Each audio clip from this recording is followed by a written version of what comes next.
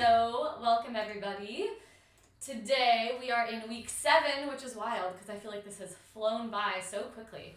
And today we're going to be talking about the primary chords, and we're also going to do a little bit with blues and improvising, or I guess I should say a lot of it. We're gonna do some fun stuff with blues and improvising. So for starters, I wanted to review a little bit about what we were doing last week, just with scales, because it's going to relate to what we're doing today. So I'm going to show you my piano, and please stop me if my piano is not spotlighted there. It should be up there. So you should be able to see my piano keys. And we talked about scales last week, and a scale is a pattern of notes where we start on C, and we can do whole step, half step, whole step, half step, and that gets us our major scale. Now, when we are playing a major scale, we can number the notes in the scale. So I could say, in a C major scale, C is my first note, so that's scale degree number 1. D would be my second note, so that's scale degree number 2. E is the third note, so that's scale degree number 3. And then 4, 5, 6, 7, and 8, but really we're back to 1 here because this is the same as the first note that I started on. So in any major scale, we can refer to the scale degrees as 1, 2, 3, 4, 5, 6, 7, 1. And if I were in the key of G major, I would do the same thing but starting on G. 1, 2, 3, 4, 5, 6, 7, 1. Now, once I have counted my scale degrees, I can use those scale degrees, or those numbers, to help me build chords on the scale degrees. So if I look at my C chord here, this is a chord that's built on the first scale degree. So I call this a 1 chord. I could build a chord on the second scale degree. That would be called a 2 chord. I could build a chord on the third scale degree. That would be called a 3 chord. But we're going to focus on just 3 chords today. While we can build a chord on every single scale degree, we're just going to look at 3 of them. We're going to look at the first scale degree, the 4th scale degree, and the 5th scale degree. And in the key of C major, that is C, that's our 1, F is our 4, and G is our 5. Okay, and I can build a chord on each of those scale degrees. So I build a chord on C, that is my C chord. And in the key of C, it's my 1 chord because it's built on the first scale degree. I can build a chord on F, and that's my F chord. In the key of C, this is my 4 chord because it's built on the 4th scale degree.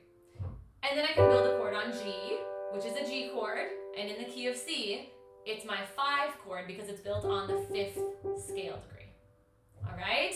So can we take the slides down for just a second, Stephanie? All right, so I've got my 1 chord, my 4 chord, and my 5 chord. And in the key of C, it's a C major chord, an F major chord, and a G major chord. Does anybody have questions about that?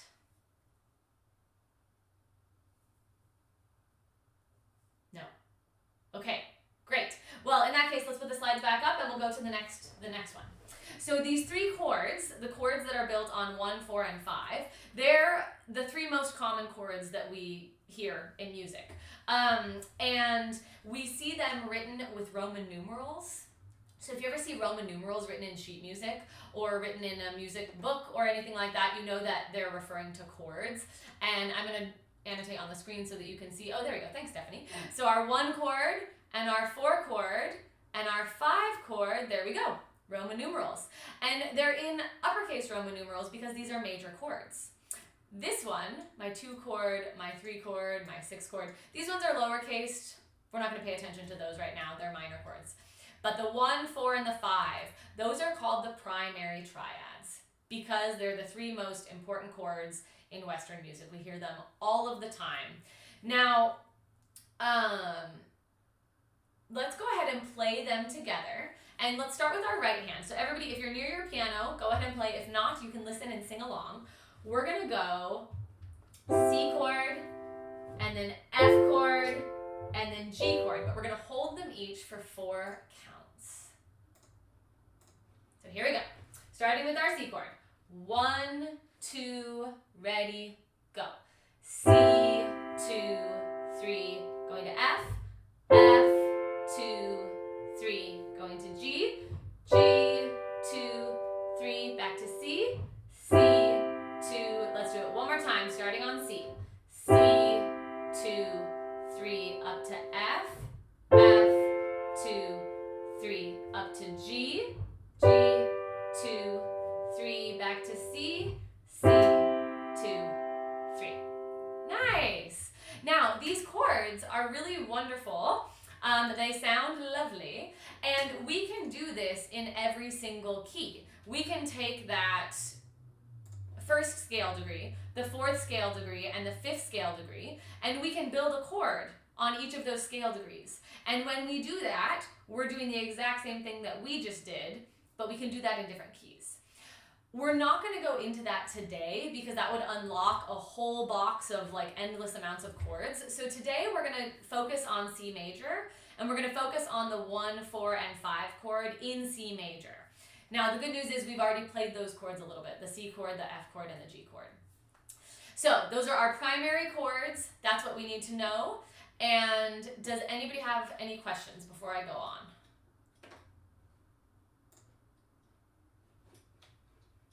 No? Okay. I can't actually see. Hang on one second. There we go. Does anybody have questions? I see thumbs up. Does. Okay, great. Awesome. Okay, so now we're going to go on and we're going to talk about one other chord concept before we play some more chords. So when we're talking about chords, there's a term that we use a lot, and the term is inversions. So you'll see it up here on the screen, chord inversions. Now, an inversion simply means that we rearrange the notes of a chord and we put them in a different order, okay? And so I know that a C major chord is the notes C, E, and G, and that is true always. If you ever see the notes C, E, and G played at the same time, that's a C major chord, okay? Those three notes equal a C major chord.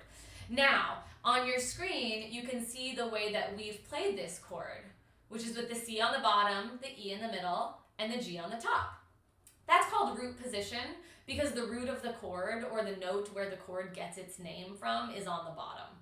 Now, I could put that C on top, like here. Now I have E on bottom, I've got G in the middle, and I've got C on top.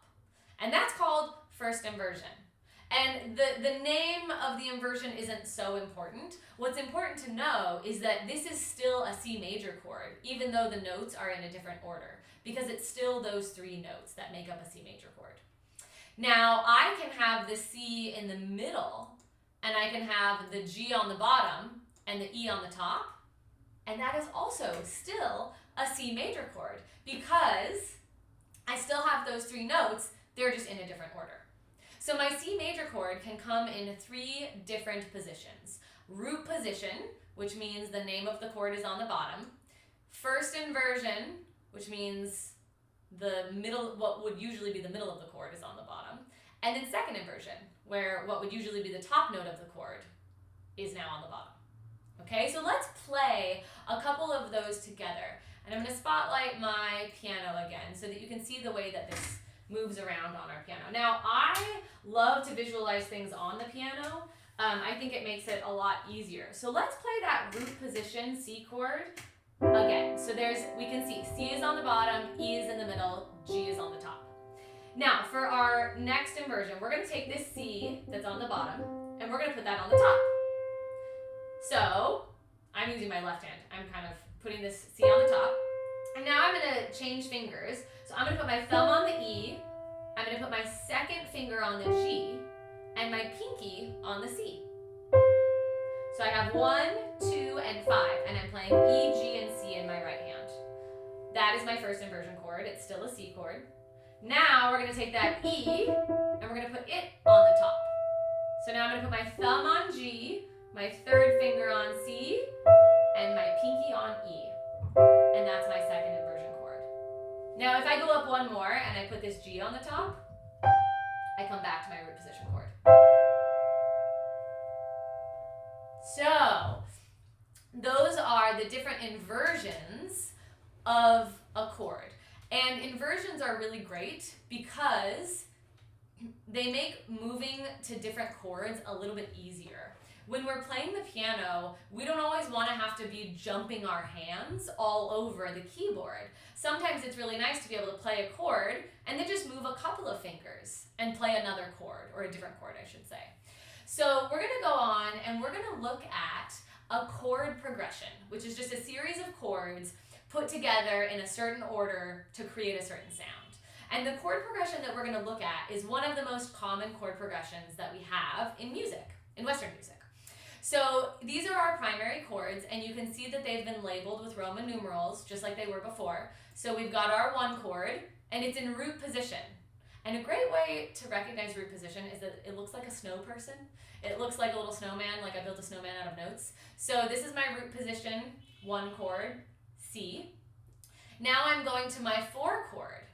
Now in the key of C, if we think back to the beginning of when I was talking, my 4 chord is an F chord.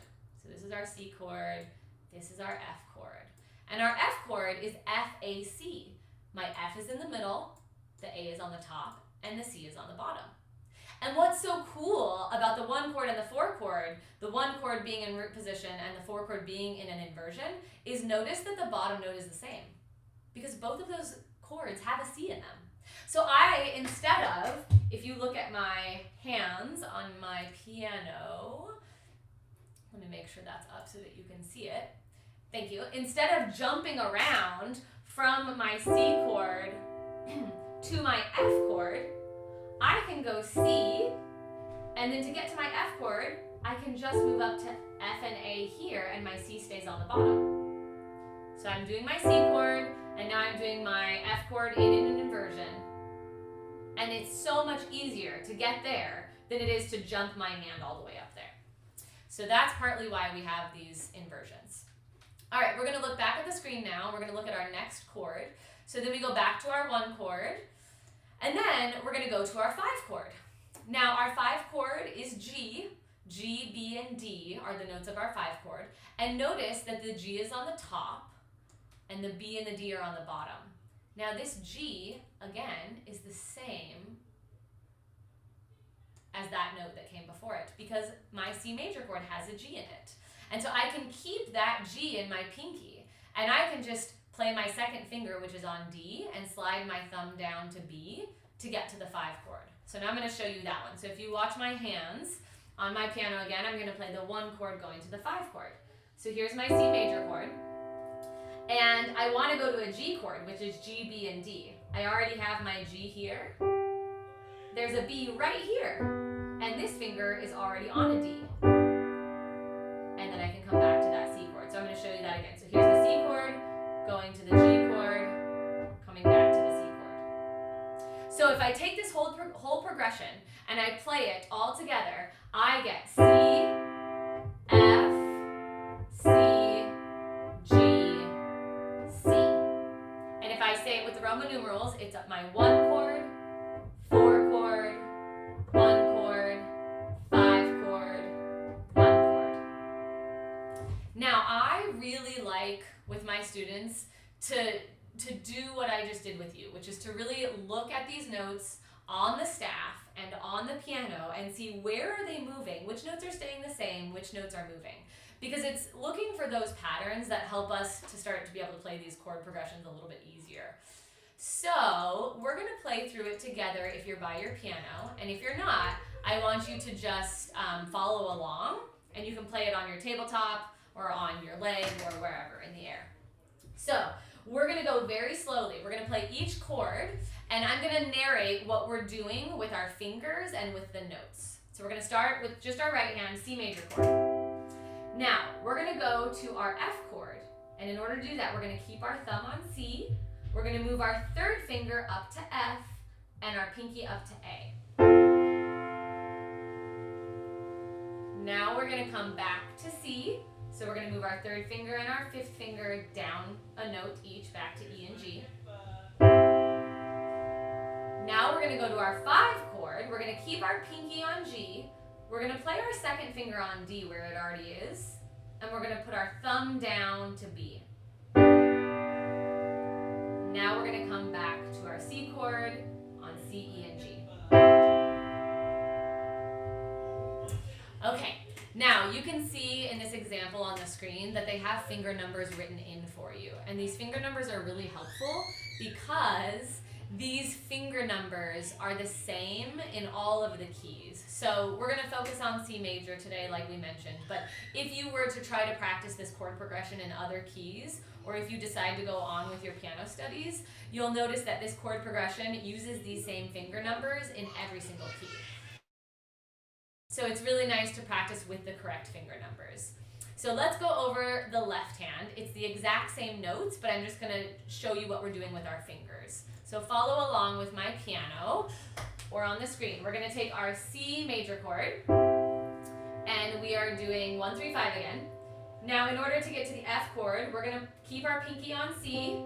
We're going to put our second finger where it already is on F, and our thumb is going to stretch up 1 to A.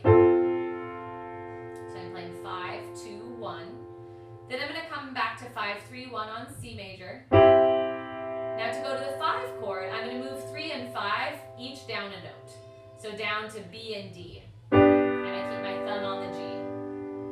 And then I'm going to come back to C major.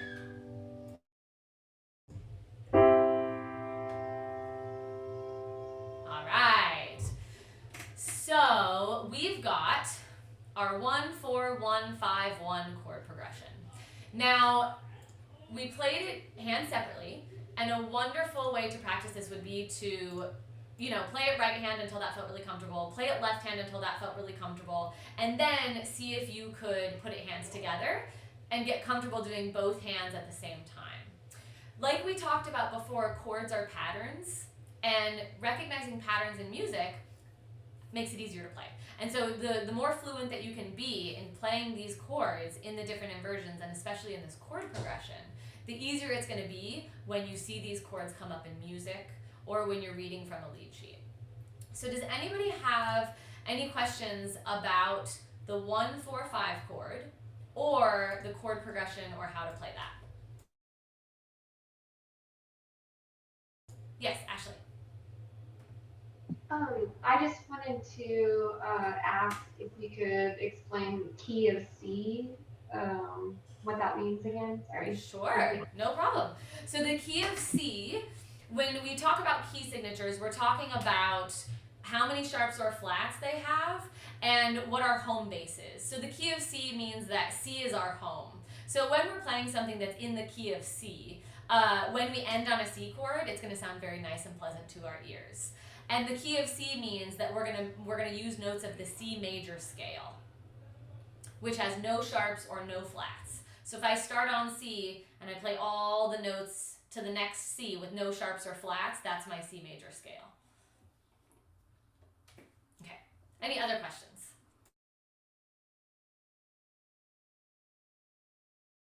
Okay, so in that case, we're gonna look at the next slide. Now, we included this slide just as a chart because chances are some of you are going to want to go on and figure out what these chords are in different keys. So don't be overwhelmed by this chart. You don't even have to look at this chart. You don't even have to acknowledge that this slide exists if you don't want to. But this slide is helpful if you want to know what the primary chords are in each key. So we have our key over here, and then the 1 chord, the 4 chord, and the 5 chord. So we just learned that in the key of C, our C chord is 1, our 1 chord is C, our 4 chord is F, and our 5 chord is G, and then it tells you actually how to spell those chords. And then here, if you look, there's every single major key signature, and it'll tell you the 1, the 4, and the 5 chord, and exactly how to build them.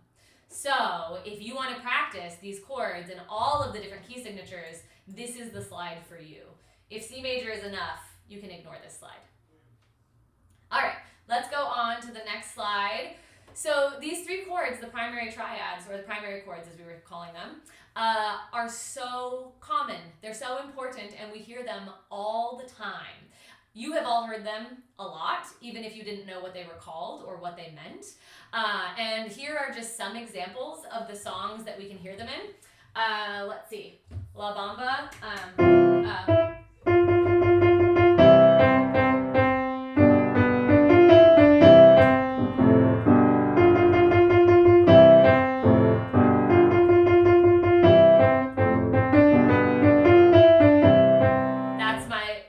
What I'm doing in the left hand there is I'm just going.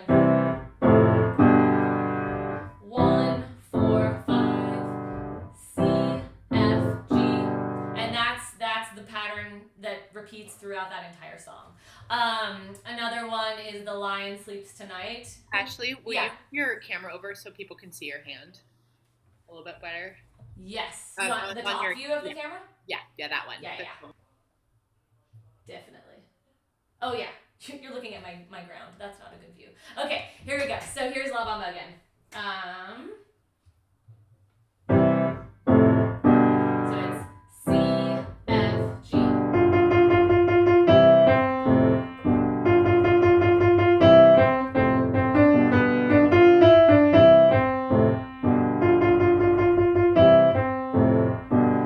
So hopefully you could see my hand doing C, F, and G, C, F, and G, C, F, and G. Another example would be Twist and Shout. It's a very similar song.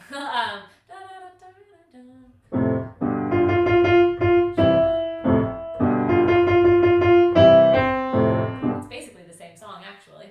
And then Happy Birthday uses those 4 chords. Basically, most folk songs, if you grew up in the United States, most folk songs that we hear, so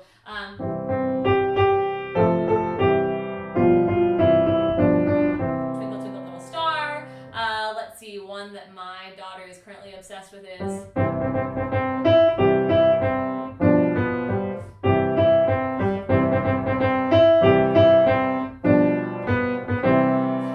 that's just, I was doing the inversions in the left hand, you can see, from that chord progression, but I was simply just using those 3 chords.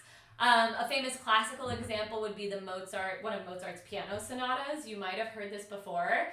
And if you look, my left hand is just going to be doing these chord progressions that we just learned, but I'm going to be playing the notes individually.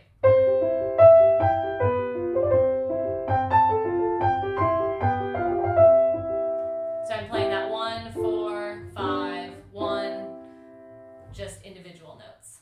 So lots and lots of examples, and if you wanted to lose a couple of hours, you could Google what songs use 1, 4, and 5 chord progressions, and you would come up with lists of hundreds and hundreds of songs. All right, any questions about the primary chords? Do you all understand that in the key of C, C major, F major, and G major, those are our primary chords. That's our 1, 4, and 5. Yeah, okay, great. So we are going to get to hear from Stephanie now. We're going to talk about blues and improvising. And we're going to be using these C, F, and G chords a lot. So if you do have questions, make sure to ask them now because we're going to go on and talk about it more. All right, you're all good? Awesome. All right, so we get to move into some blues. And Melissa, are you still only seeing my screen? I just got a message that for some reason I was highlighted when I wasn't talking and just sitting over here chewing gum. So no, I can see now, but like just in a little small up at the top where I see all the people. When I minimize the screen. Okay, if awesome. that makes sense. Okay. Yes. Okay. Well, don't hesitate to let me know if something goofy like that happens again. No worries. And speaking of, I'm going to swallow my gum because I don't know if you know this, but chewing gum actually throws off your rhythm. It throws off your internal sense of beat. So I'm going to get rid of that. All right. So thank you for prepping us on primary chords, Ashley. So I'm excited to talk about the 12-bar blues because it's a segue into learning how to improvise and making up music on the spot, which I think is so fun. And the 12-bar blues is arguably one of the most important musical forms in jazz and in jazz-related music. Because if you know how to play the blues, you can play with musicians from all over the world. So the blues, like other songs that we know and love, follow these 4 chords that Ashley was talking about, the 1, 4, and 5. So with this blues, we're going to be going and playing these chords in a certain order, and then we're going to be able to implement a blues to it. And once we learn all of that, then you could basically sit in with any jamming jazz musicians at a club or at a party, and you would be able to hang with them, you know? So that's kind of where we're going to head. Okay, So the blues has become a universal language because it's so popular. And like I said, guess what? It only uses primary chords. Raise of hand, has anybody never heard of the blues? Has anybody ever played the blues in any format? I think someone might have raised their hand Were about you not on hearing mute? about the blues. When I was taking guitar lessons, we learned it in the first few lessons of guitar. Cool. Did you enjoy it? Yeah, it made it really easy to like start playing songs because it was just, I think it was 3 chord basically. And then, you know, you can pick out certain notes. Right, for sure. Yeah. Like I said, the blues is the most important musical form in jazz and jazz-related music. And the blues started back like in the 19th century as a form of folk music, and it was developed by black slaves in the United States. Originally, the blues were very loosely structured songs, and the lyrics were usually sad and about death or, you know, crappy everyday issues. But when the blues spread from the country to urban areas and it became more of like a sort of popular music, the content included more happy aspects of life. And from the 1920s on, it's kind of been this music medium. It's been its own genre. I'm sure you all have heard about the Blues Fest downtown at the waterfront. Well, it will return after COVID. And all the other blues artists that, you know, like Eric Clapton and B.B. King and on and on. So the most famous form in blues is the 12-bar blues. So bars and measures are used interchangeably. So when I say the 12-bar blues, I mean the 12-measure blues. It consists of 12 measures and 3 chords, repeating again and again. And it is still the most common form used by contemporary musicians. So if you know this, then you know a lot more than maybe you might think. So I just wanted to share a little bit about improvising and what improvising is. So when we improvise, we make it up as we go along. But this is really only partially true for blues and jazz. Oftentimes we, quote, improvise based off of song forms. So form is just like the shape of the piece, how many measures long it is. So we improvise based off of the song form. The blues has a form. We're going to learn how to keep track of the form today, and we're going to learn how to improvise over this form. When we improvise, which we're making it up, right, that's what that means, we also use the melody of the song, like the melody of Happy Birthday is the part that you sing, right? So the melody informs how people improvise as well, both with the rhythm, and also you can keep track of where you are in the song if you know how the melody goes. And harmony references chords. So we just learned about the 1, 4, 5, and 1 chord progression. Chords and harmony are interchangeable, like bar and measure are interchangeable. So when you listen to stand-up comedians, I love stand-up comedy for so many reasons. But one of the things I love about them is that they seem like they're coming up with it spontaneously. But obviously, this couldn't be further from the truth. Comedians hone their routines over weeks, months, and years. And even though it looks improvisatory, you know, jazz musicians develop their vocabulary and use their licks just meaning ideas, jazz lingo, use their licks and harmonic knowledge to extemporaneously experiment every time they play. So it's not necessarily coming up with new material out of thin air when you improvise. So we get to learn how to improvise over a blues today.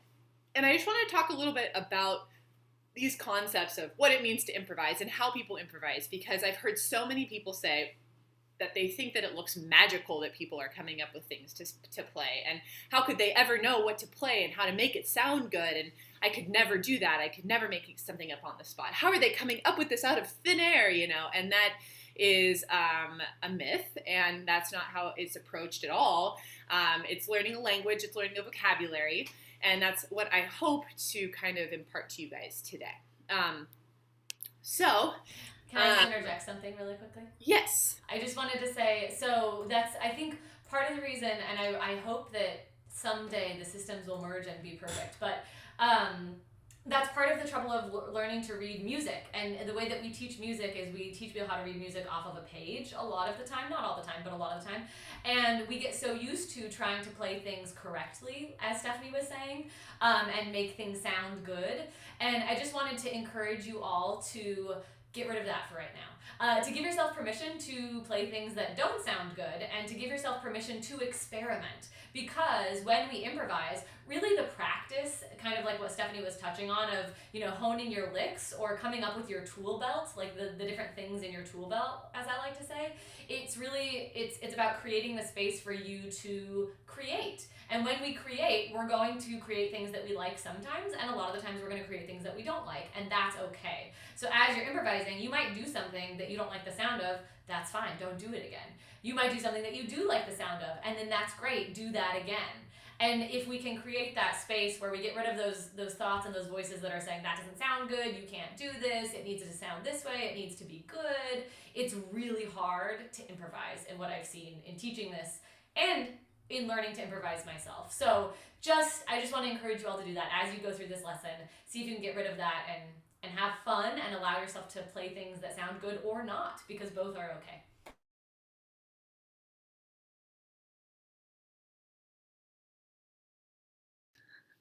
Yeah, thank you for adding that in. And I want to reiterate all of that. I think after we mess around with this a little bit, I want to have just a little open forum conversation about how it feels to improvise and create spontaneously on the spot. And these concepts take a lifetime to hone. I am still learning. I have so much to learn, and I'm still, continuing to build my own vocabulary. So it really never ends. My hope is just with this small lesson that you debunk the myth that improvisation is magic, and that you have a couple tools in your belt, as Ashley said, to pull upon so you can keep developing your own musical tastes and create some music and some sounds that inspire you. So. Okay, so here we have the basic 12-bar blues. Again, bar and measure are interchangeable. And so you'll notice that the form is pretty simple once you get used to it. So this is the form. So here we have 4 bars of 1. So I put Roman numerals here to start because I want to reiterate that you can play the blues in all 12 keys. So in the jazz and blues world, almost every instructor says, make sure that you learn everything in all 12 keys, because when you're asked to sit up on a bandstand or sit with even just at a party with people, generally people will be like, oh, we're just jamming on a blues. And then you would ask, oh, what key are you guys jamming in? And then they would say C, or they would say G, or whatever it might be. And then you would need to figure out, well, what are the 3 chords in that key? And then keep track of the form from there. So the key is to learn the harmonic rhythm, or when the chords change. And you'll notice that you can learn the harmonic rhythm just by repetition. So basically what we're going to do is we're going to play through this blues form, and the goal is to have this blues become second nature to you. 2, 3, 4, 3, 2, 3, 4. I'm just walking a bass line so you can kind of hear, but what I hope that you guys can see here, I'm going to just play through, honestly, this blues form so you can kind of see what I'm doing. And I'm going to walk a bass line down below. That has nothing to do with what you're going to be doing. But generally speaking, when you're in a jam situation or you're playing with other musicians, there's somebody who's going to be walking a bass, and then there's generally going to be some type of drummer.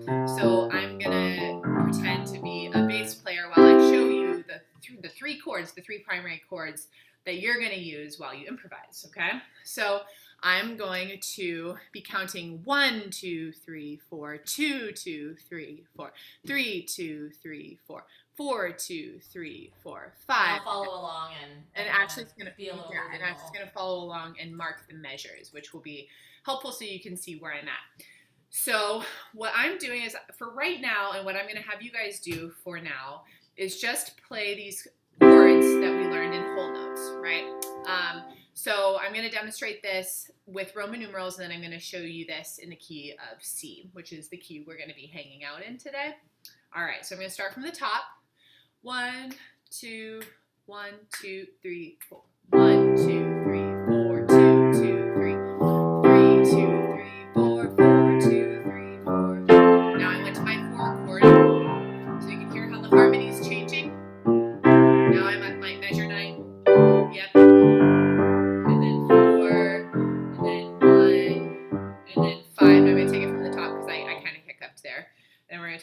top again, and notice that I'm just going to play these chords in their inversions, right? So let's take it from the top again. And just notice if you can kind of start to hear the harmonic rhythm changing. Hear how there's 4 bars of C major, or 4 bars of 1, 2 bars of 4, 2 bars of 1. And you can feel that steady beat moving through as you go. So I'm going to go ahead and do it again. 1, 2, 1, 2, 3, 4, 1, 2, 3, 4, 2, 2, 3, 3, 2, 3, 4. Here's my 4 chord. Now here's my 1 chord. Now here's my 5 chord. 4, 1, 5. Now I'm back to the top. 2, 2, 3, 4, 3, 2, 3, 4, 4, 2, 3. Now here's my 4 chord. Now I'm back to 1, 1, 5, 4, and then 1, back to 5, and then we're back home, right? So the idea here is that you're keeping track, like I said, of the form.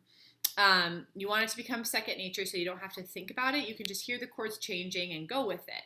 So if you know your primary chords, particularly if you know your primary chords in every key, you can play the blues in every key, which means you can basically sit down and jam with a musician anywhere in the world, because it's kind of, like I said, this universal language, right? Okay, so here is the blues in C. Like I said, we can play the blues in all 12 keys. We're not going to go there this class, but I just want to keep saying that because a lot of people think, well, oh, I can only do this in 1 key. And the idea is that you can do this in all keys eventually. This is just a springboard, a starting place. So we're going to play the chords we used from slide 5 here. So what we're going to do is get used to these chords a few times, and then I'm going to ask you guys to keep track of the blues form with me while I walk a bass, okay?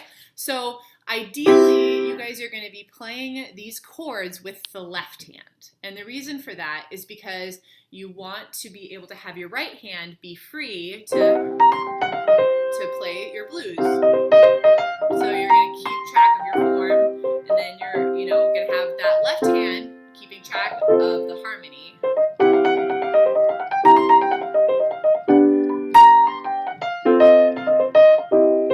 Right? So that's why it's important to play these chords in the left hand as well as the right hand. So why don't we go ahead and I'll try this. If you're at your piano, I'd like you to just go ahead and follow along with me. We're going to review this out of rhythm. And then the challenge will come in where we will then play this in rhythm in the blues form. All right, so everybody go ahead and play a 1 chord or the C major 1 chord. All right, now let's go ahead and go to our 4th chord. And again, we're going to use the inverted version of F major for now because it makes our life way easier. It helps us have smooth voice leading, which just means instead of jumping all around Kingdom Come, we're staying in one place, right? And that's really helpful, especially in the beginning. So here's our 4 chord. And now here we're going to go back to our 1 chord. And now we're going to go to our 5 chord. And then back to our 1 chord. So give yourself maybe like 30 seconds to practice this chord progression on your own. Now's a great time, anytime's a great time for a question, but if you have any questions so far, now would be a great time. But I want to give you guys a couple moments just to play through these 3 chords. And though the inversions are not indicated on the blues, I want you to know that that is how we're going to be going about it. That's the beautiful thing too about jazz and blues and improvising is so much of it is not written down on the page, right? It's this very rough sketch. It's a roadmap to all of the things that you can add in based off of the knowledge and tools that you've learned, right? So just by looking at this C and this F and this G, you're going to use what you've learned to then play the chords in, major and also in inversions and so on and so forth. So give yourself 30 seconds to just play through these 3 chords in their inversions and unmute yourself if you have any questions.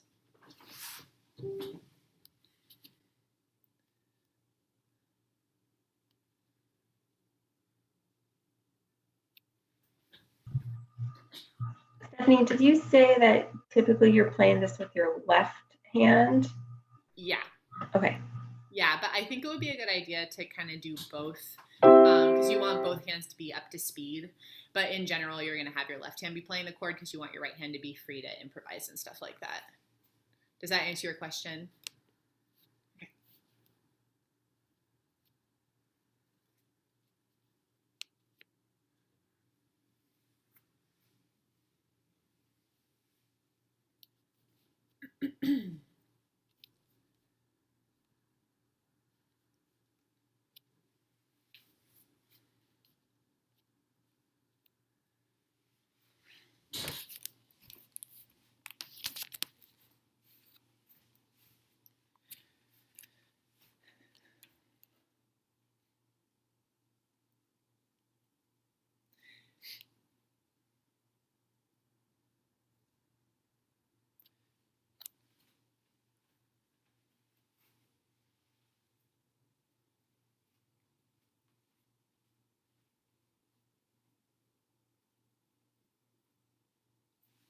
Okay, so why don't we stand up and I'm gonna have Ashley, will you either kind of mark where we are in the blues form?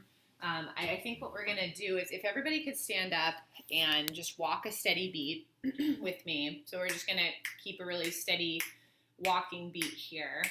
And if you could just help us keep track of where we are in the form, Ashley, by like putting stamps or stars or something, that would be awesome.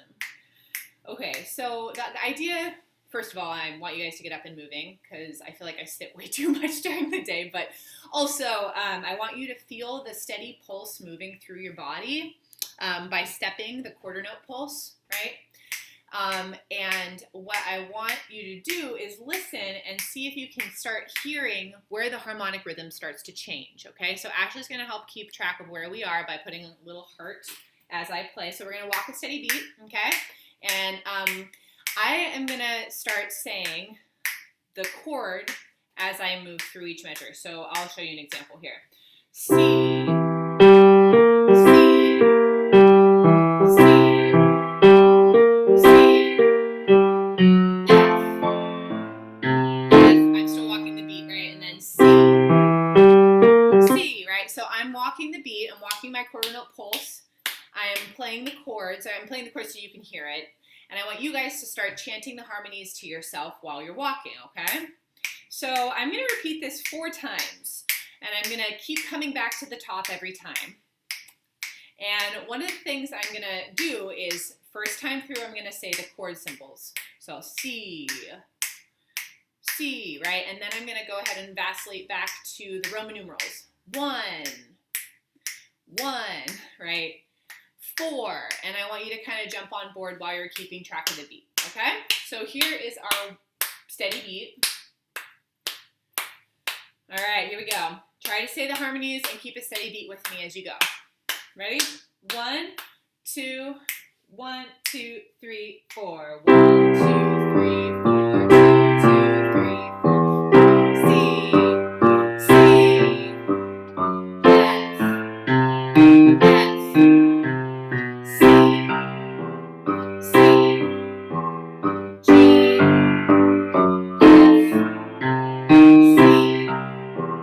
C, G.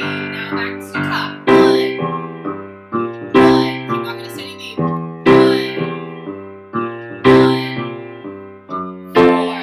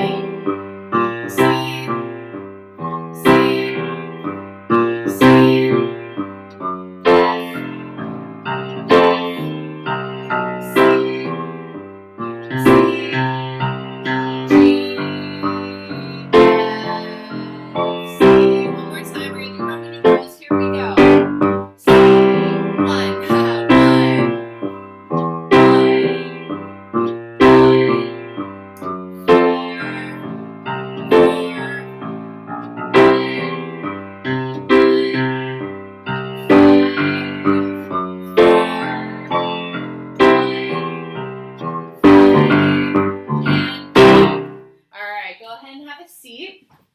So now what I want you guys to do is play the chords in the left hand. Again, what we just did is we kept track of the harmonic rhythm. We were able to hear the harmonies pass through with a steady beat. So even if you weren't playing the chords, you'd be able to hear where you are in the form, because the chords just repeat again and again. So then you can hop in and out whenever you want, right? Okay, so let's go ahead and play. I'm going to ask all of you to try to keep track of the form while I walk a steady bass line underneath. So you guys are going to do what my left hand is doing, but you're not going to see my left hand. You're just going to hear me walking a bass line, okay? And then if you don't mind actually keeping track of where we are while we go, that'd be awesome. Okay. Any questions before we start? Okay. Great. So I'm going to count us in. So it feels a little bit tricky, but I want you guys to try with me anyway. So if you're the one that's counting off, if you're playing with other musicians, you're basically going to count off with a snap. So you're going to count 1, 2, a 1, 2, 3, 4, and then you start, right? So I'm going to ask you guys to go ahead and do that. I can't see you and I can't hear you. So you really have 0 to be, self-conscious about. So I'm just going to go ahead and count in, and I want you guys to do that with me. And then once we get to the 1, 2, a 1, 2, 3, 4, that's when you start playing. And so what this is called is counting in a measure for nothing. You've heard us say that before with classical. Jazz and classical, they're all the same. The great classical composers of like Beethoven and Florence Price and J.S. Bach and all these other amazing, composers, they improvised every time they played their music. It is such a fallacy to think that they played their pieces the same way every time. It's super not true. They were the greatest improvisers, and we just took their pieces and froze them in time, right? So we get to be improvisers now and kind of learn our own way about it. So we're going to count 1 measure in for nothing with a snap. And then you guys are going to keep track of the chords while I walk a bass line. And we're going to do this 4 times. So if you end up getting off the beat or losing track, which the chances are pretty high since this is most of your guys' first time ever keeping track of the blues, that's 100% okay. Instead of, freaking out and being like, oh my God, I don't know where we are. Not that you would, but I would. I want you guys to just take a step back and listen to the harmonic rhythm. See if you can hear where I am in the form. See when I change chords, which would be a huge clue to you. Oh, maybe you lost track of how many times I was playing C, but you heard the harmony change here. So then you know that I'm on the F, right? So just trying to get back on whenever you can. And I'm going to look for the little hearts. And Ashley has the little hearts too, which is, yeah, perfect, right? And then I'll always say top. So if somebody says top, it means go to the top of the form, okay? All right, ready? Are you guys ready to get your snap on? Okay. All right, ready? Here we go. 1, 2, 1, 2, 3, 4.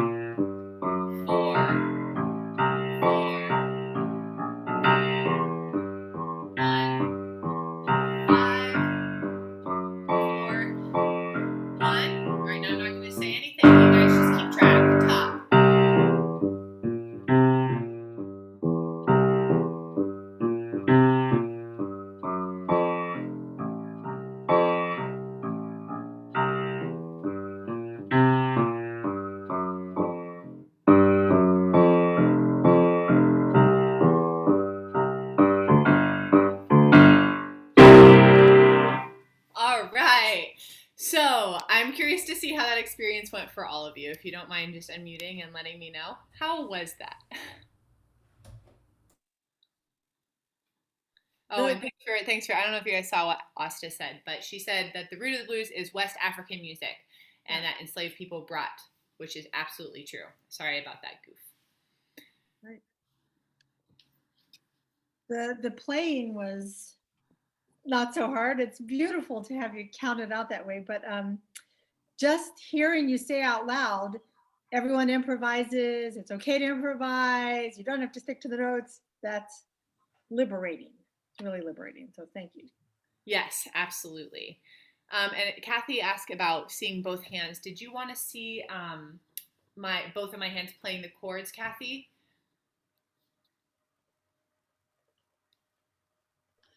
That was before. I just wanted to see the runs. Oh, okay. What I was doing with the right hand? Yeah. Okay, we're gonna Yes. get to that. Yeah, and honestly, I don't check the chat when I'm talking, so you guys should totally just feel free to unmute yourselves and chime in because everything that's in the chat that I read is really important stuff. But I won't see it, so please don't hesitate to just jump in. Okay, so how else? What about anybody else? How was that trying to keep track of the form? Did it feel somewhat natural? Did it feel totally awkward? I mean, just kind of a gauge of how that experience was for you guys, since I can't actually be in the room with you. Well, I thought it was really funny that you said that, Jill, because after doing this, I felt better about it because I'm more like, just tell me the notes and I'll play them. Don't make me make something up. So I felt the opposite from this. Was like, okay, I know which notes I'm supposed to sort of play at the right time. Yeah. The rest out. So I enjoyed that. Yeah, awesome. Isn't it amazing? It's kind of like in a way, it kind of takes maybe the magic out of it, but I feel like that's sort of important because it's a vocabulary, it's a language, So yeah, cool. I'm glad. Anybody else? And walking it out beforehand was really helpful for me to figure out where to jump back in because I'm not super strong on going from G to F to C there at the bottom, the last few measures, because my hands just aren't quite used to it yet. But it was really good to have that beat to be like, okay, you can jump right back in at C. So thanks, that was helpful. Awesome. Cool. Well, I feel like we're kind of ready to move into how to improvise. So Ashley, do you have anything you want to add, or should we jump into improvising? Let's do it. Okay, so here is the blues scale. So once you know the scale, you can solo over a blues form. I like to call it the magic scale because it works over all of the chords. So for now, we're gonna just use the first 1, 2, 3, 4, 5 notes of this scale, but I wanted to kind of show you both on the staff as well as on the piano what this is gonna look like, and you can kind of get a sense of how it's gonna sound also. And we're just, sorry, are we just using the first 5 notes? Yes, and okay, I'm gonna my phone just died, so I might need to have, hold on, I might need to go plug it in, but I don't know if I need it quite yet. You might have to be the demonstrator here, Ashley, for a second. Okay, so here we have the first 5 notes of the blues. So the blues is basically, remember how we've been talking about our C major scale. We've been learning our tetrascale or 2-handed scales, which will eventually, in the next class, we'll talk about how to play these scales with one hand. So we know C major, right? And so the blues, if you know your major scales, then you can play your blues. Just let me know if you can't see my hand. Okay, so we have our blues, which we're going to start on C. And go ahead and play along with me if you want. Then we have E flat, and then we have F, and then F sharp, and then G. Those are the first few notes that I'm going to have you use. Those are the most important, and they sound cool. B flat is known as the blue note, and so is the sharp 4. it kind of has this like kind of really, I don't know, just, yeah, guttural feel to it. It's so cool. So you'll use finger numbers 1, 2, 3, 4, 5. These notes are magic because you can combine them. You can do all kinds of stuff with them and they'll sound cool. The extended version of the blues, if the boxes are taken down and you want an additional challenge, then you can add in the B flat at the top as well. And then you have the full blues scale, right? So with these notes, and feel free, this is where we're going to hang out for the majority of the class. I'm going to kind of use the other ones as well, just so you can kind of see how it can be put together. But you are going to just go ahead and play up and down with the 5-finger scale, and you can combine them and have them sound pretty sweet. Once you feel comfortable with that, then you can start adding on the other 2, right? And then you can start combining them.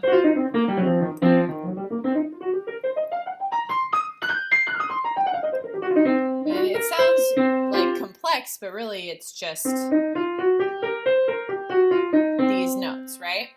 So why don't we go ahead and take our right hand and just play C, E flat, F, F sharp, and G a couple times so you can get used to those blue notes. The E flat, the flat 3, and the sharp 4. That's my favorite lick right there. It's just dancing around that F sharp. So take a few minutes to just kind of mess around with these notes and just have some fun with it. Experiment with different sounds. You can play them in the middle register. You can play them down low. You can play them up high. And obviously all down and up the piano. And they kind of all give, you know, different sounds depending on what register, right? So again, even with just like 5 notes, you can create so much cool stuff, right? So yeah, give yourself a second to get used to that. And then what I'm gonna do is I'm gonna go ahead and walk a bass line again. And I'd like you guys to experiment with improvising in the right hand. So I'll give you guys maybe like 30 seconds just to get comfy with those first 5 notes right here. And you can use finger numbers. So the right hand will be 1, 2, 3, 4, 5. So 1 will be on C, 2 will be on E flat, 3's on F, 4's on, okay, so it says G flat, but G flat and F sharp, they're enharmonic equivalents, if you remember from our key signature class. So G flat and F sharp are the same. So you're going to use just the right hand, 1, 2, 3, 4, 5. Try that out a little bit. And then I'm going to go back to the other slide, and we're going to try taking a couple choruses of solo, as they say. So we're going to take a couple rounds of solo once you feel like you're comfortable with the blues, and go ahead and let me know if you have any questions as I walk myself to plug in my phone.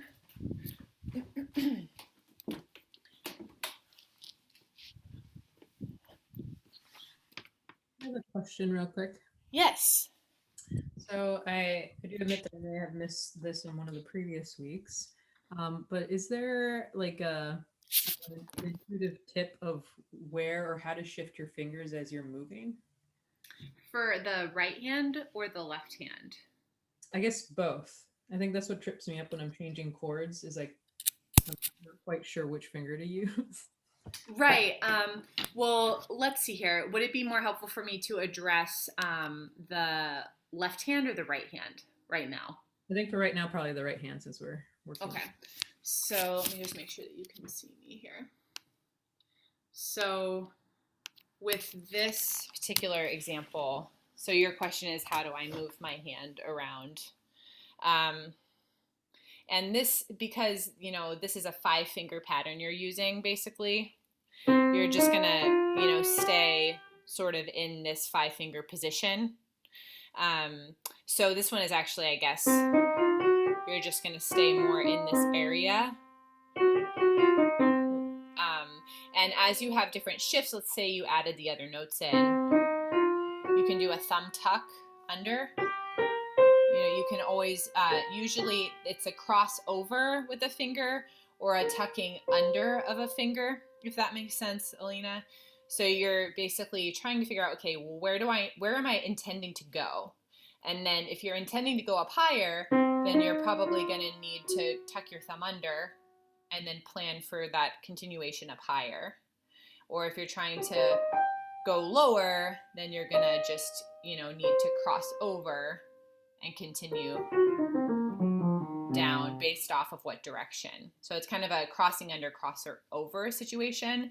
And it also has to do with like finger numbers. So you choose your finger numbers based off of which direction you're trying to go. So if you're trying to go up higher, you're gonna probably tuck your thumb under so you have more fingers to utilize up higher, and vice versa, moving lower. Does that answer your question? And if not, I'll try a different angle. Yeah, and I've seen I did try to look at the way like a song is shifting fingers, and it seemed to me that it was a little random, which is why I wanted to ask, because it seems sometimes it's different fingers that shift. Like I've seen the thumb tuck, but the other one that I've seen is depending on where the notes are, is you take your pointer finger and you cross over while you're playing other notes. So that's why I wanted to know if there was like a map of that, or I don't know. Well, I mean, I guess the quickest answer I could give you is it completely depends on the piece, right? So you want to find fingering and finger numbers that best suit the piece that you're working on. So that's going to be variable because so many songs vary so drastically, right? So with, like, for instance, with the piece where you played with your second finger crossing over, chances are it's probably because your left hand was preoccupied, so your only option was to cross over with your second finger, right? Rather than having to jump back and forth with just your left hand. Does that make sense? So I think to be more helpful, maybe if you were to bring in a piece where you're like, these like hand shifts are really confusing to me, and I could explain like in a really detailed way. But you're always looking for a way to make your life easier when it comes to piano and piano playing. So I would just suggest coming up with finger numbers and finger shifts and crossing over and crossing unders that is going to maximize, you know, feelings of ease and minimize getting finger twisted, you know? So yeah. But anyway, you should bring in a piece so I can actually help you out more specifically. Okay, awesome. Thank you. It's tough with fingerings because you have to take into account that there are some general principles, but then every piece is so unique, and then everybody's hand is also so unique. Mm-hmm. And so there's a lot of, usually several different options that would work, and we have to take into account, you know, what feels best for you also. Yeah, for sure. All right, so let's go ahead and try soloing a little bit. All right, so I am going to go ahead and put my screen up here so you can keep track of the form, and then we'll go from there. So I want to show you guys real quick here. This is another, oh, I'm not sharing my screen right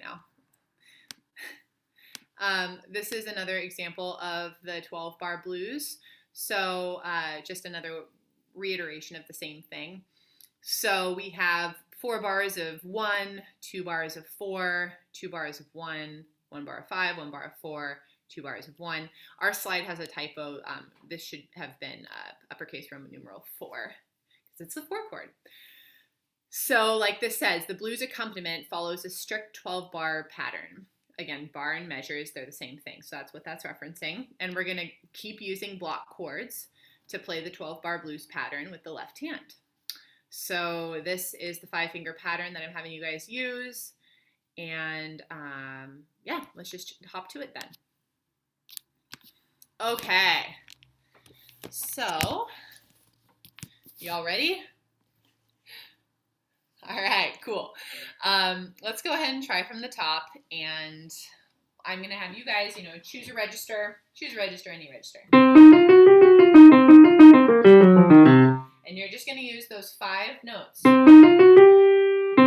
you're just like eek, I don't really know what to do, just play up and down. It'll sound cool. So, right. Well, I think it sounds cool. Maybe I'm just tuning my own horn. But for how simple it is, I think it sounds pretty hip.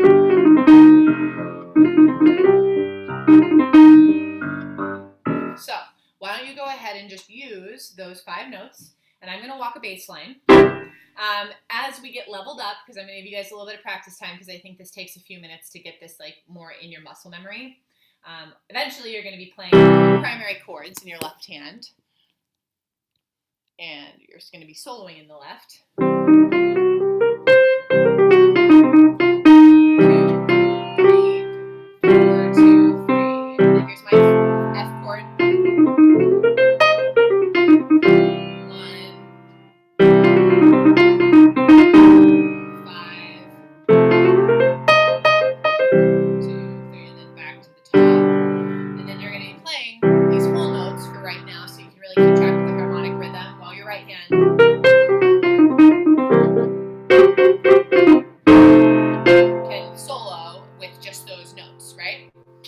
And of course, like as you develop your vocabulary, you're going to come up with different rhythms and different ways to play.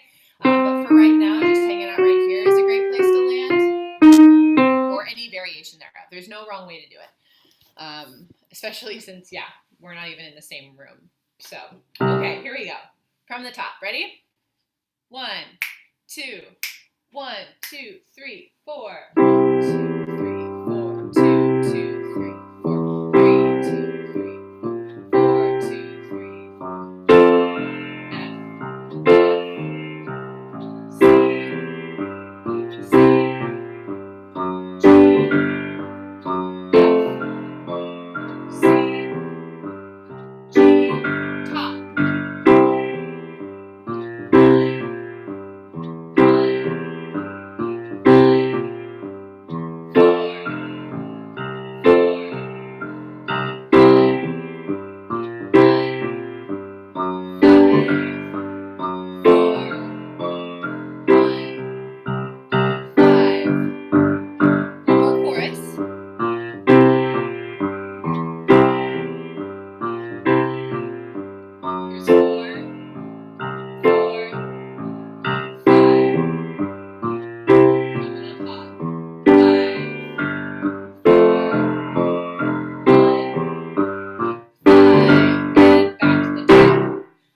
So, a lot of people report that they know what notes to play, but they don't really know what rhythms to use.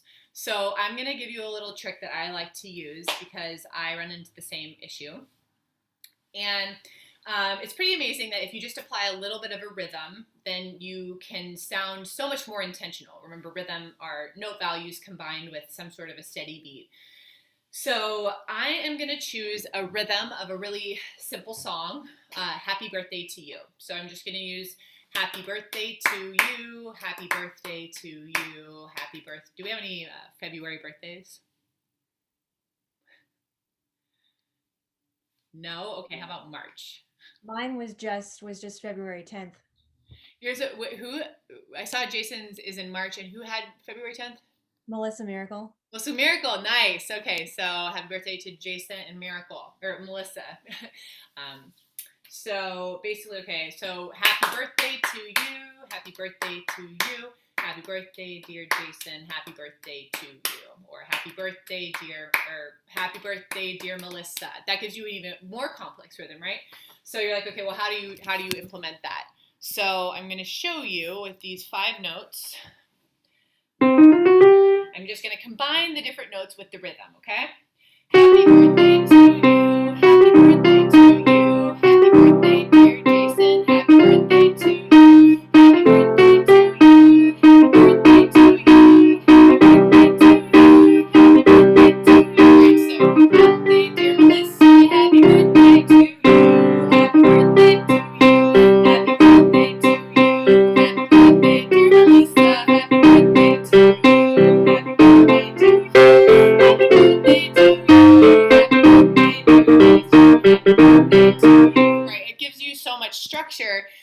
just with having a little bit of a rhythm, right? Happy birthday to you. And then all of a sudden, if you know that rhythm, you can even play one note and it would sound pretty interesting, right? There's a song called the One Note Samba where they basically just use one note. But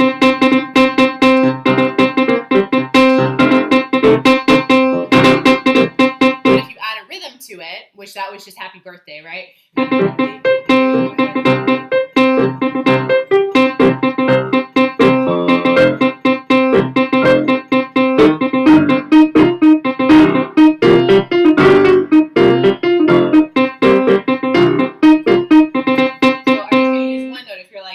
that's too much. Here's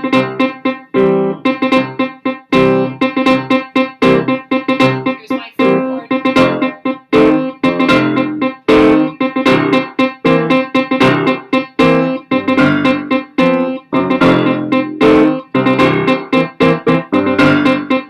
Then you could get creative and then add two notes.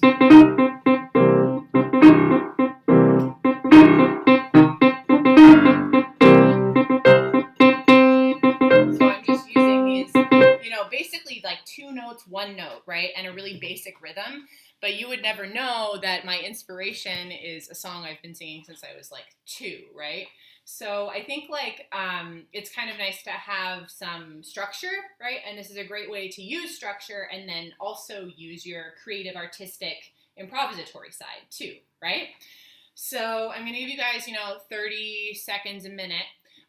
You can use my my song because I now trademarked Happy Birthday. But you can either use Happy Birthday, you can use Twinkle Twinkle. I encourage you to choose something really simple though, something that's almost like comical, because it's going to take the whole seriousness out of improvising and kind of make it fun and goofy again, which you're going to come up with your best, most creative ideas if you're in a fun, almost like playful, childlike space. We get into trouble when we take ourselves too seriously. I know that firsthand. So kind of picking something that is way more lighthearted to kind of ground yourself rhythm-wise, like Twinkle, Twinkle, Little Star, or Happy Birthday to You, or Jingle Bells, Jingle Bells. I mean, it could just be a small rhythmic motive, right? But then you're going to kind of use that, and you could use one note, you could use all 5 notes. It's totally up to you how you wanna build on this. But I'm gonna go ahead and let you guys practice that for a few, like maybe a minute or so, and then I'm gonna ask people to maybe share. And now would be like as always a great time to ask any questions if you need clarification of any kind.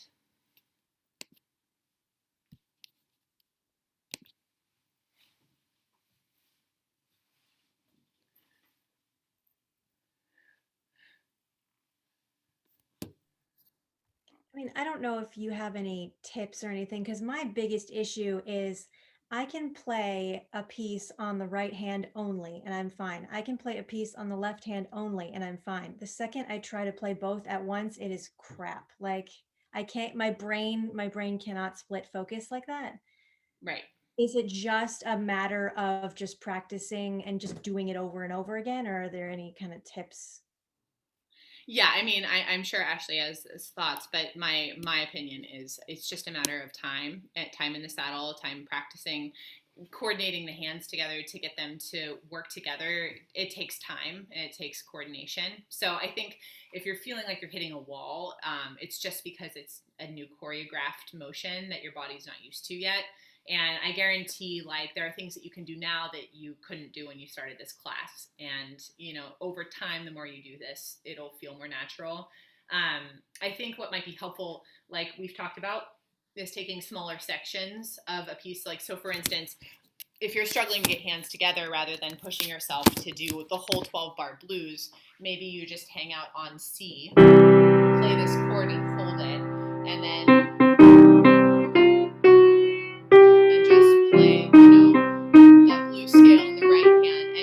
too much even about getting a rhythm. Rhythm is something that will come once you feel comfortable, So I would just kind of hold it,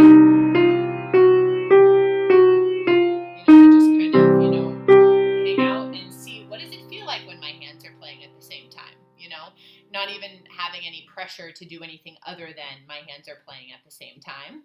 And then once that starts to feel more normal, then maybe you can loop that chord with the ideas in the right hand more in tempo, right? So then you could be like, okay, 1, 2, 3. 2, 2, and then 1, 2, 3, 4, 2, 2, 3, 4, 3, 2, 3, 4. You can kind of add more rhythm in with just a C chord. And then after that's feeling comfortable, then you add in other notes too. But I think, when you're just starting out, and, I consider 7 weeks of playing piano just starting out, really just be patient with the process and know that the more you do it, the easier it will get. Yeah, I think that's so correct. And yeah, Melissa, do you have something to say? Oh, I was just going to echo, or just, I don't know, morally support what Melissa just said by saying, yes, that's super hard. Like I loved what you guys said in the beginning, which was just do one measure, which like in some of our music might just be like a couple notes at a time, and then stop and then go back and do that measure and just do that measure. And you know what? I mean, good job. You did that measure, because tomorrow that measure will be easier to do. Then you can add the next measure, even though it's just a little bit, it makes a huge difference for me anyway. So I just make a little section, and then I feel like I was a winner that day, and then I add another little tiny section, and I did it, because that's a real challenge, as I think it's because we're getting older. Honestly, I don't think there's anything wrong with us. I think we're just older. That's so the chunking is great. That's a wonderful way. And whenever we're having trouble doing something when we're learning how to play, well, really when we're learning anything, it's because we're trying to do something too complicated. And what you're doing, I mean, here in this class, improvising, it's completely related, and it's also a little bit of a different skill set than looking at notes on a page. And, of course, there's overlap. But I would say another thing to keep in mind is that when you are trying to choreograph the hands to play together at the same time, that's what you're doing. You're choreographing something.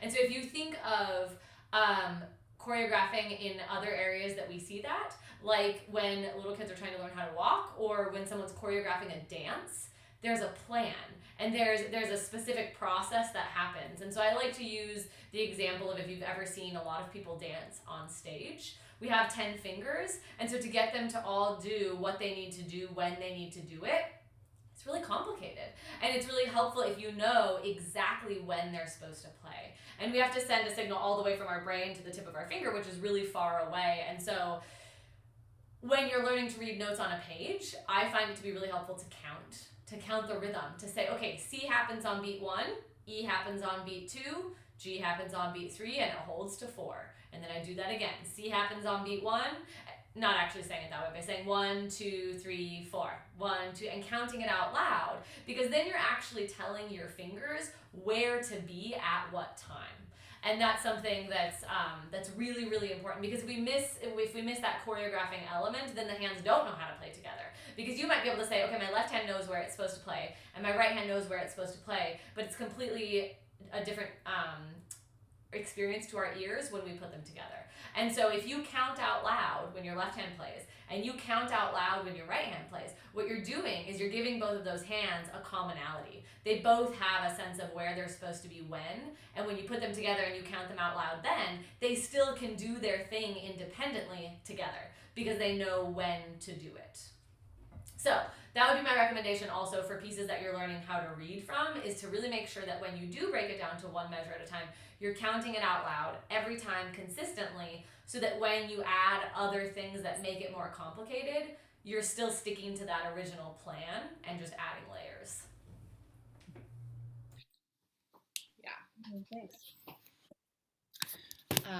So I think what we're gonna do before we do a little listening is we're gonna try a little soloing here. So you're gonna use your 12-bar blues understanding with your three chords that you know, your primary chords, 1, 4, and 5. And thankfully my phone came back to life, so I can show you both of my hands here. So what you're going to do is, if you're like, you know what, one hand is plenty for me, I don't need to do any more than that, then choose to either keep track of the primary chords in the left hand, or you can go ahead and improvise with the right hand. Either is fine. If you want an extra challenge and you're feeling really comfortable, then I would encourage you to both, where you play the left hand and the right hand. at the same time. So I'm going to take this slide down with the notes themselves. So just take one last look at those before I take them down. And I'm going to go ahead and move us back to the blues in C. So we have our form. All right. So here are my chords. And here is my right hand. Let's see how I can make that easier to look at. Woo! There we go. Alrighty. So, if you're wanting to just hang out right here and hold, then do it.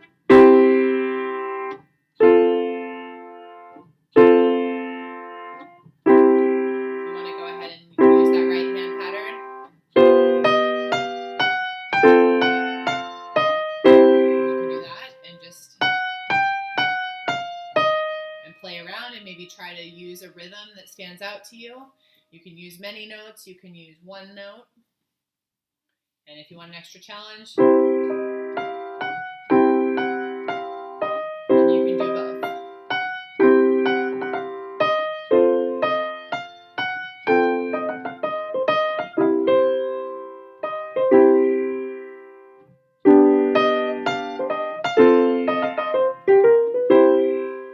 Alright, so that's up to you. And then I'm going to go ahead and walk the bass line. And to keep things simple, I'm going to just block these chords in the left hand so you can hear them passing by. Okay? Are you ready? 1, 2, 1, 2, 3, 4.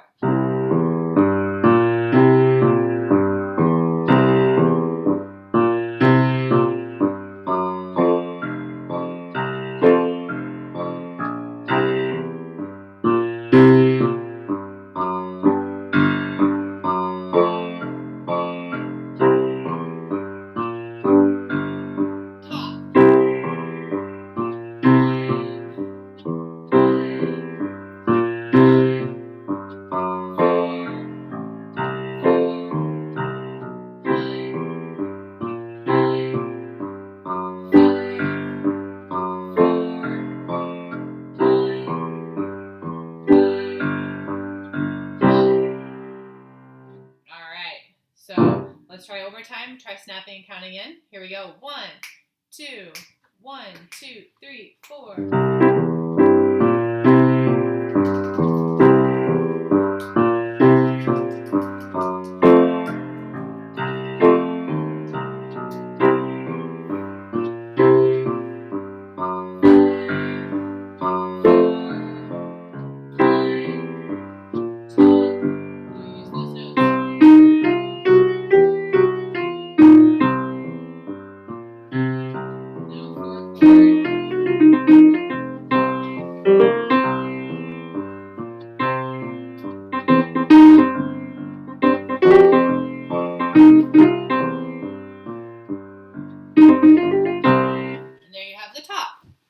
So go ahead and unmute and let me know how that felt taking a solo there.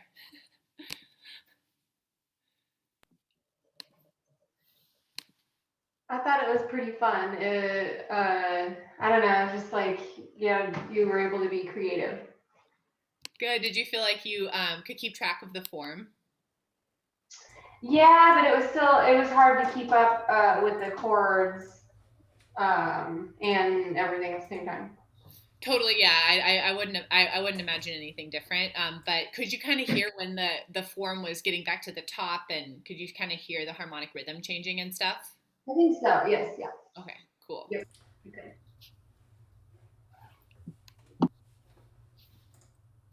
I just typed into the chat one thing that's kind of cool. If you go to YouTube, this is a slow one, but you can type in like 12 bar blues key of C backing track, and on YouTube there's just tons of different tempos of backing tracks in different keys. And so if you want to, the one I included is 60 BPM, which is pretty slow compared to what we were just doing. You can find different tempos and you can practice with those, and it'll be similar to what Stephanie was just doing. Some of them, have like a whole band with a bass and drums and everything. So you can kind of play on top of that, which will make everything that you're doing sound even better. Yeah, it definitely makes things way more fun. So I'm gonna go ahead and finish up if no one has any questions with a little bit of listening. This is called the Sea Jam Blues. It's by Oscar Peterson. And actually, I need to make sure that I share my sound here. But anyway, my hope is that you guys can kind of start to hear some different musical elements that we talked about, and just noticing in general. It looks like they're making it up out of thin air, but really, the more you listen to it, the more you realize, oh, they're following a blues form. So let me know if you can't hear it, and otherwise, we can put the link in the chat. We go. I found out this week at work the reason sometimes you can't hear anything has to do with the Zoom updates. It's because what? It has to do with the Zoom updates. So you just want to make sure that you're operating on the most updated version of Zoom. Gotcha. That's why I can never hear a video when you play it. I guess I need to upgrade. And also you have to allow it in the settings. You have to allow. Oh, really?